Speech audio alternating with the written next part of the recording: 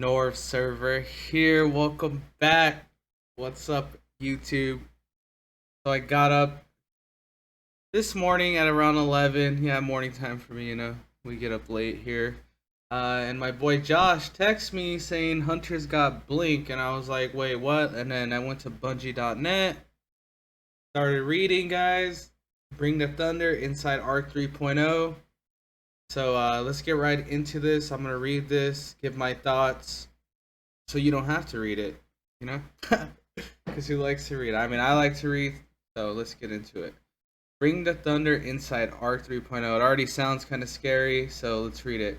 Like the inevitable lightning that follows storm clouds, Arc 3.0's time has finally arrived. In 2022, the original trio of elemental subclasses that power Guardians and Destiny 2 have been undergoing a major overhaul. Void was the first subclass to get the 3.0 treatment with the launch of the Witch Queen expansion.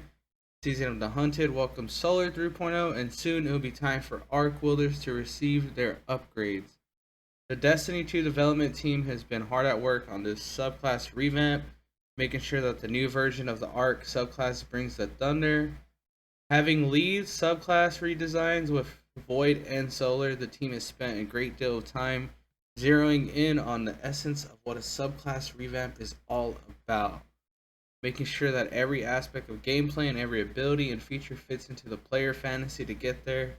It all starts with the inspiration. Arc is really just go fast and hit stuff, said designer Sam Dunn when asked about the core fantasy that powered the Arc 3.0 revamp. We call it the whole W subclass. Alright, so people at Bungie are freaking, they do know how to monkey and ape people. Okay. Everything is built around moving forward, not enabling aggression and those abilities.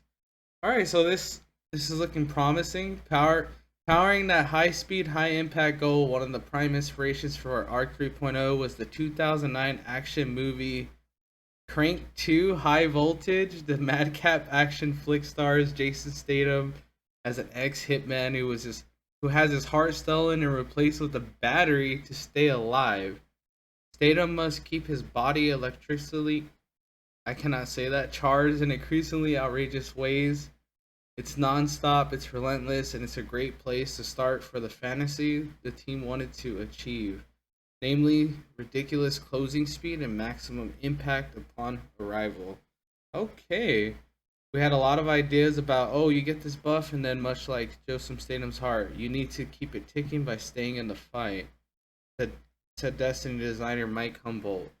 As the design evolved, we strayed a bit from that just because it's hard to achieve that in gameplay of Destiny where you're deleting 75 monsters in a room and then running through a hallway, but that was the emotional fantasy that we wanted to go for, very much like living on the edge. So this seems like it's gonna be like all about aggression, all about just being in the fight, like not being like a little rat in the back. Omni Hunters, I'm talking to you now. I play Omni. Those Guardians who have spent some time with the revamped versions of Void or Solar, or with Stasis for that matter, know the basics of where to begin with Arc 3.0. As with other subclass options, Arc 3.0 will give players more flexibility over customizing their Guardians' power to suit their playstyle through the introduction of aspects and fragments. In addition, new and returning class and melee abilities have built or refactored for the modern Destiny 2 sandbox, making the subclass more powerful than ever. Alright, is this where we get into the abilities? Let's go. Lighting up new abilities. Before we dive into the class-specific Arc abilities, let's talk about the buffs and debuffs that are key to the Arc 3.0 experience. First up is the new buff Amplified, which is key to the Arc 3.0 experience. This gives me those vibes of the new game mode that's coming out for Iron Banner, so we'll see how this works. An Amplified Guardian is faster both in terms of movement speed and in terms of weapon handling, and more agile. Able to perform long slides that can function as devastating setup for some of the attacks that follow. Unlike other damage type buffs, Void's invisibility or Solar's radiant, players don't need to equip any specific aspects or fragments to become amplified. By default, all Arc classes become amplified after After rapidly defeating targets with any arc damage, and equipped aspects and fragments offer additional ways to become or benefit from being amplified. So that's gonna be really nice. Amplified, so it's like kind of like a built-in quick draw, and like I would say stompies or transversives or dune marchers, but we have yet to see how fast he sprint, how fast. Let me keep reading. After sprinting for a few seconds, an amplified guardian will gain another boost in speed, as designer Mike Humble put it. Basically, as fast as we can make our sprint animation go, gaining a sizable PvE damage resistance buff, and enabling an even longer slide ability. Imagine full-on Metroid speed booster mode, only Samus is now wielding Galahorn. Even if a player is no longer amplified, as long as they keep sprinting, the speed booster buff will stay active. Oh, okay. So that's gonna be really nice. After sprinting for a few seconds, an amplified guardian will gain another boost in speed. So it's only PvE damage resistant. That is good. Alright, so that's gonna be really fun to see. In development, speed booster probably took the longest for me to get on board with, and you were already moving faster to begin with, said Humboldt. When asked about the process of developing and refining the verbs for Arc 3.0, adding PvE damage resistance to speed booster to cement it as like strong gap closing tool, and seeing it being used to move from one cover to the next in playtesting really brought it all together for me. You start sprinting and then you hear this audio swell start to come up, and you're like a jet engine rocketing around the arena. It's awesome. I cannot wait to see that in PvP. That is really, really nice. I don't know why they nerf movement, like in-air accuracy, all this stuff, but when they bring this stuff, maybe, I don't know, we'll see how it plays out. Sliding and all that. On the debuff side, Arc 3.0 is bringing two to the party, Blind and Jolt. Blinded opponents in PvE won't be able to see naturally and will also be disoriented and unable to fire their weapons, so blinding nade pretty much. In PvP, blinded opponents will have their screen whited out and their HUD removed for a short period of time alongside a distorted, washed out audio effect. Oh no. Oh no, this right here looks kinda scary. Jolted opponents who are damaged will periodically send silvers of chain lightning out to nearby enemies, damaging them in the process. Arc 3.0 also Democrat. Wait, what is that? Ionic traces. I cannot pronounce that word. I'm so sorry. Which were previously available only to middle tree warlocks, now available to all. Traces are objects that, when collected, will add energy for all your abilities. Also, they're given the chaos reach.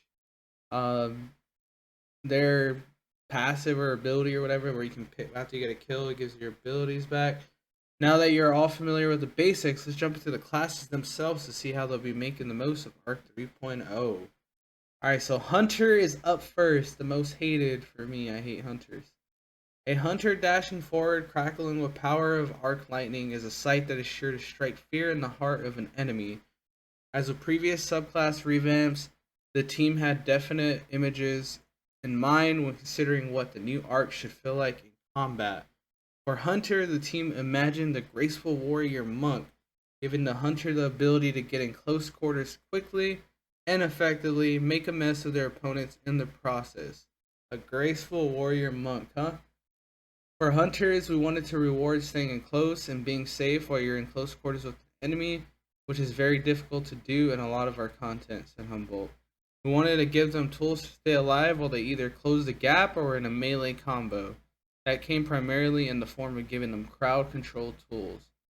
To that end, the Hunter's Arc Staff Super is returning with Arc Staff. Hunters will be able to block and deflect projectiles with the press of a button, as well as perform an armored dodge where upon dodging the Hunter is more resistance to incoming damage. So they're bringing the bottom tree dodge back. But one super just didn't seem like enough to the team, thus the introduction of a brand new arc themed super, the Gathering Storm. Here the Hunter leaps into the air, hurling their staff into the ground or into an unlucky enemy like a spear. Upon impact, the staff emits a damaging burst that jolts nearby enemies. Soon after, a giant bolt of lightning strikes the staff and overcharges it, creating a large damage zone around it for several seconds.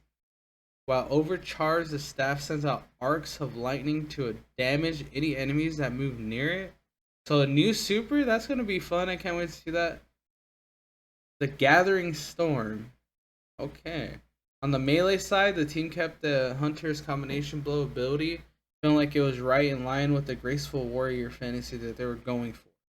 Kills with combination blow will refund dodge energy, increase melee damage, and restore a small amount of health, allowing skilled hunters to chain their dodges and melee attacks into ballistic bursts of beautiful fury. In addition, the disorienting blow melee returns blinding opponents with a devastating palm attack while also not amplifying the hunter along the way. So combination blow, the way it is, I think like the more melee kills you get, it stacks and it increases the damage. I'm pretty sure. So that's gonna be really nasty. Hunters will be able to choose from 3 arc aspects to customize their tactical style. Flow state. Defeating a jolted opponent causes you to become amplified. When amplified, the hunter's dodge will recharge faster and make you more resistant to damage, and you have quicker reload times. Huh. That's gonna be nice. Tempest Strike. The only thing that makes it nice for me is the resistance to damage right here. Tempest Strike allows the hunter to perform a sliding melee that launches an arc wave along the ground, dealing significant damage and jolting enemies in its path. Tempest Strike is the melee from Middle Tree Archstrider right now. Lethal Current. After dodging, the hunter's melee ranges increase, and their next melee attack jolts the target and creates a damaging lightning aftershock. When used with the Arc Staff super, after dodging, the hunter's next staff light attack hits twice. In addition, hitting a jolted enemy with a melee attack will blind them. Wait, it hits twice? Okay. That's going to be really nice. Finally, and a particular note, Arc 3.0 will also bring back the blink movement mode for Arc Hunters. In fact, the blink ability will also include a baseline buff for any class that has access to it. Looking at you, Void Warlock. So Void Warlock's technically getting a buff with blink coming back to Hunters, which is good, but I'm not a fan of Hunters, so I don't know how to feel about blink coming back. So anyway, blink hasn't really been touched since Destiny 2's release and never quite reached the heights of its previous reign of terror, Humboldt said. We feel like this was a good time to walk a few of the tuning changes back a little and bring Blake's potency at baseline up without needing an exotic whip. In particular terms, that means an increased travel distance and a reworked recharge model for the ability that will keep it fresh while still maintaining its effectiveness. Alright, so Blink is on the table, guys. Blink, it looks like Blink Hunters, at least they don't have backstab, right? Warlock. This is mine right here. This is my my domain. Let's see if Warlocks are gonna be good here. Warlock. Player fantasies don't come any more vivid than what the team had in mind, and for an Arc 3.0 Warlocks. 2 separate images were top of mind. The Lightning Shaman and Emperor Palpatine in full Lightning Fingers mode while turning Luke Skywalker into burnt toast. We wanted the player to feel like they are channeling the power of the storm through their body, said Dunn, controlling the storm, controlling lightning like an elemental conduit. 2 supers will be available for Warlocks. Chaos Reach, where players will be able to shoot concentrated beams of arc energy out of their hand to decimate opponents, and Storm Trance, which is more akin to the image of Palpatine floating around the world, firing electricity from their fingers. Their super combines both the landfall behavior from previous bottom tier arc, creating a damage shockwave underneath the player, and the ionic blink behavior from the old top tree arc, allowing the Warlock to teleport briefly during the super. Wait, so are these... Alright, so Stormcaller, Storm Trance, or whatever you want to call it, they're going to have both of these in one? They had Landfall and Ionic Blink now, I think. So that's nice. Warlocks will have two melees available, both utilizing the power of lightning. The ball lightning melee will send out a floating ball of arc energy that detonates, zapping enemies down from above.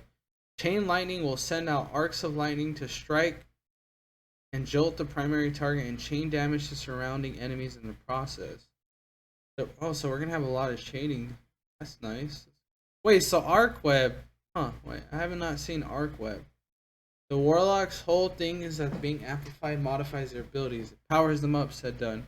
For ball lightning, if you're amplified, the arc ball will fly out and zap enemies 3 times instead of just the normal one time, so you can get more damage out of it. For chain lightning, it chains to more targets more specifically, while normal chain lightning creates a single set of chains that bounce between a set of number of targets. When amplified, the ability creates 2 sets of chains. It can potentially jump to twice the number of enemies. Ooh, okay. Okay, I mean, we don't have any crazy, like, we don't have blink or anything, you know, like, but, you know, that's pretty nice.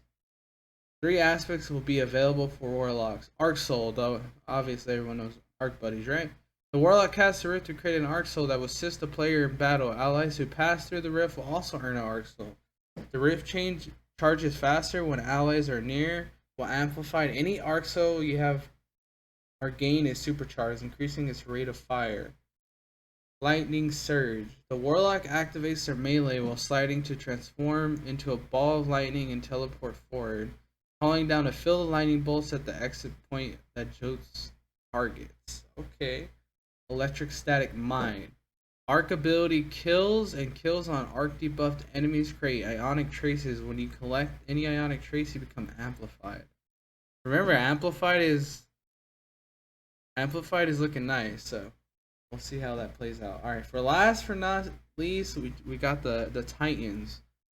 Let's read the Titans. Titans haven't traditionally been known as paragons of mobility, but with Arc 3.0, the team is shaking things up. The team's had a couple of inspirations in mind for the Titan Arc revamp: the lead with your fists, bare knuckle brawler, and the fright train. Titans, that kind of sounds scary the way they put that. You don't get to move the Arc Titan, Humble said. They move you. Behemoth 3.0 inbound.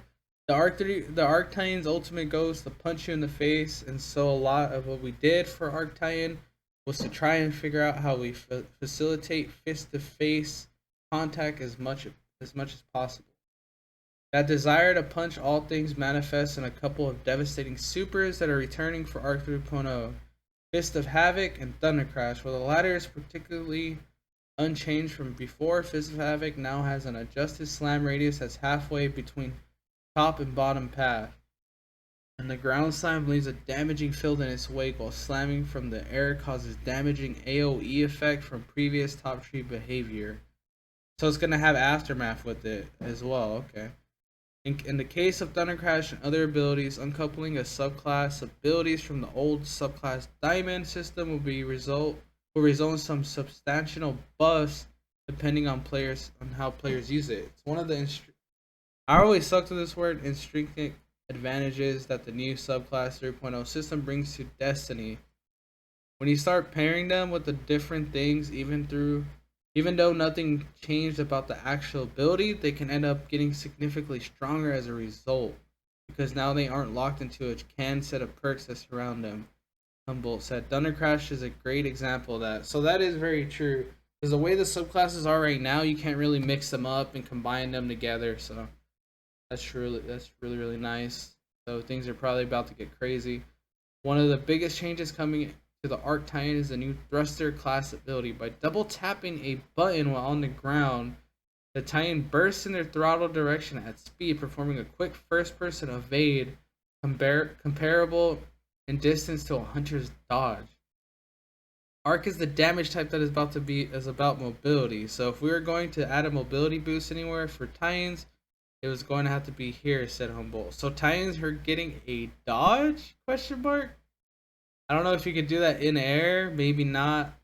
I don't know. For melee attacks, Titans will retain the Seismic Strike shoulder charge, which blinds enemies. Performing a Seismic Strike while amplified will increase the radius of the blind, and the blinding effect will last longer. Ballistic Slam also returns, where players can slam the ground after sprinting in the air, creating a damaging explosion upon impact. Those returning melees will be joined by a brand new charge attack known as Thunderclap. So that Titans are getting a new melee called Thunderclap. Here, the Titan player holds the melee button and charges up arc energy that can be unleashed in either a quick, powerful jab or held up and built up to be unleashed in a furious one-punch man style that would devastate an opponent. The charge state cannot be stored, and the Titan must be on the ground to charge the punch. The damage is significant, and 90% charged Thunderclap will one-shot Guardians in PvP. Alright, so this is going to be interesting to see how this works out. In one-shots, we will see, I don't know. He says you have to be stationary, so that's going to be, it's not like a shoulder charge where you can just run around. But that reward will be balanced by the time it will take to build up the charge level and the fact that you must remain stationary to charge. Always a dangerous move in PvP. Exactly what I was saying. I just said it and I just read it and they put it exactly that way. Like the other subclasses, Arc 3.0 Titans will have 3 aspects to select from. Touch of Thunder improves arc grenades in the following ways. Flashbangs fires an additional blind impulse on its first bounce. Pulse. When the grenade damages an enemy, it creates an ionic trace for the Titan. Pulse grenade damage increases over time as the grenade lingers after impact. Who remembers pulse grenades in year 1? Man, those are really nice on Fist of Havoc. Lightning grants an additional. Wait, what? Pulse lightning? They don't even call them lightning grenades. They call them lightning. Lightning grants an additional charge for lightning grenade and jolts targets on initial blast. So armamentarium and an aspect. Storm creates a roaming thundercloud that moves and tracks enemies, similar to the Stasis Hunter's Silence and Squall Super, firing lightning bolts at the ground underneath it. Bro, what? Titans are getting so much. Juggernaut. While sprinting and with full class ability energy, the Titan grants a frontal shield that blocks incoming damage. When amplified, the shield is stronger. Once the shield is depleted by taking damage, then player's class ability energy is depleted. Who remembers Juggernaut Titans from Destiny 1? The apes are gonna be back, man. Just be ready for Juggernaut. Hopefully that Lord of Wolves there is enough, because I do not want a Juggernaut Titan running at me with Lord of Wolves. That's gonna be scary. Melee kills trigger health regeneration. A knockout. This is knockout aspect. Melee kills trigger health regeneration to make the Titan amplify, critically wounding an enemy or breaking their shield. Increases melee range and damage for a brief period. Titan's base melee becomes arc empowered when knockout is active. Complement the class specific aspects. Arc 3.0 also introduced a suite of new fragments which will offer new perks to build upon, as well as add bonuses or penalties to your Guardians' intrinsic stats. I suck at that saying that word. Here's a look at a few of the fragments to come. Spark of Beacons. When the player is amplified, arc special weapon kills create a blinding explosion. Fragments are pretty much it's the perks that give you like plus 10 mobility, plus 10, and they give you these cool little buffs to your subclass. Spark of Resistance. When surrounded by enemies, the player has increased damage resistance. I don't know if that's going to work in PvP. We'll see. PvE, that's going to be really nice. Spark of Momentum. Sliding over ammo will reload your weapon and grant a small amount of melee energy. Sliding over heavy ammo increases the amount of energy granted. Sliding over ammo will reload your weapon and grant a small amount of melee energy. Sliding over heavy ammo increases the amount of energy granted. Huh. Spark of Shock. The player's arc grenades jolt enemies. Alright, those are the buffs. Jolt. You get amplified. It's gonna be nice. It's gonna be real nice. So, and all of the changes that are coming with Arc 3.0 will give Guardians more ways to bring the pain of the enemies of humanity, while also letting players customize their Guardians to the way they want to play. Fans will have their first chance to see Arc 3.0 in action during the next week's Destiny 2 showcase, which is coming on August 23rd, starting at 9 a.m. Pacific. Check out the showcase reveal page to learn more. I might stream the showcase. I don't know. Let me know, guys, if you guys are still here watching the video, if you guys want me to stream it. Anyway, because of the new Arc 3.0 changes. I think it's cool, fresh. You know, we have more stuff to mess around with in our favorite video game, right? You know, so I hope you guys have a great rest of your day. And North server is out. I hope you have a good one. Peace.